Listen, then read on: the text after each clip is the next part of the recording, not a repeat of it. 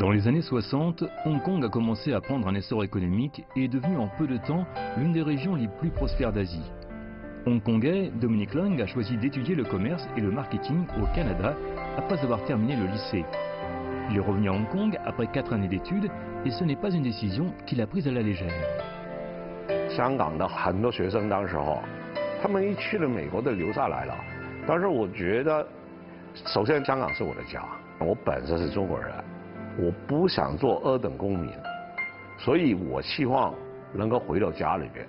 然后到了我回来加拿大读完书是1986年，当时候已经改革开放，坐在香港北望祖国，然后我觉得很大的机会给我发展。国家因为没外汇，所以呢出口资源，比如说农产品啊，化工原料啊，五矿金属啊，这些原材料，然后就出口去唱会，所以当时候我就毕业之后就接触了这一个行业吧，就专门在东北出口这些农产品。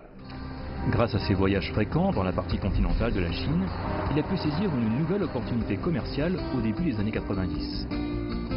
中国当时候为了交通网络啊、水利啊，要基建工程，有很大的需要设备，所以我最后呢，从农产品的业务转发到进口设备，给到少量底的水利工程。93年到98年这5年吧。 差不多每个月都带着少量底。Grâce à sa riche expérience en commerce extérieur, il lui a été donné de se charger de l'exploration des marchés étrangers pour une entreprise chinoise de fabrication de téléviseurs.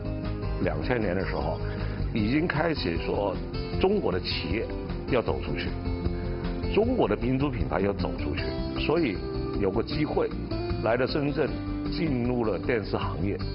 当时制造业呢，很多都是代工业务，帮一些国际品牌代工，没有核心技术。因为我读书是读营销嘛，所以我期望利用我学的东西，能够帮助参与中国品牌或者中国企业国际化。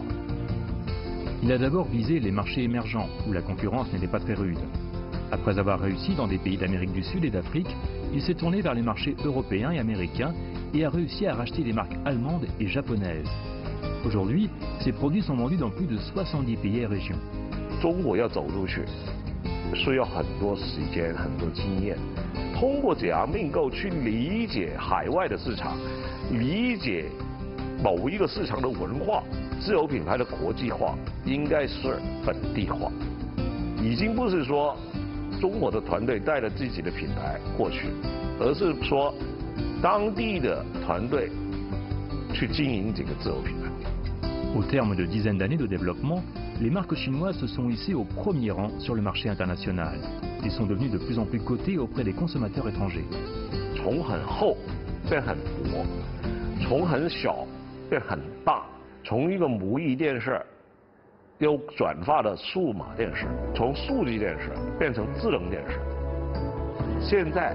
因为智能平台、云端各方面这些新的技术出来之后，外商呢觉得中国很先进。Après la mise en place de la politique de réforme et d'ouverture, les hommes d'affaires hongkongais étaient parmi les premiers à investir dans la partie continentale. Ils se sont lancés dans le développement économique du pays, et Dominic Leung n'était qu'un parmi tant d'autres. Ils ont apporté leur expérience en matière de commerce extérieur et de gestion moderne des entreprises sur la partie continentale, ce qui a stimulé l'internationalisation des entreprises chinoises.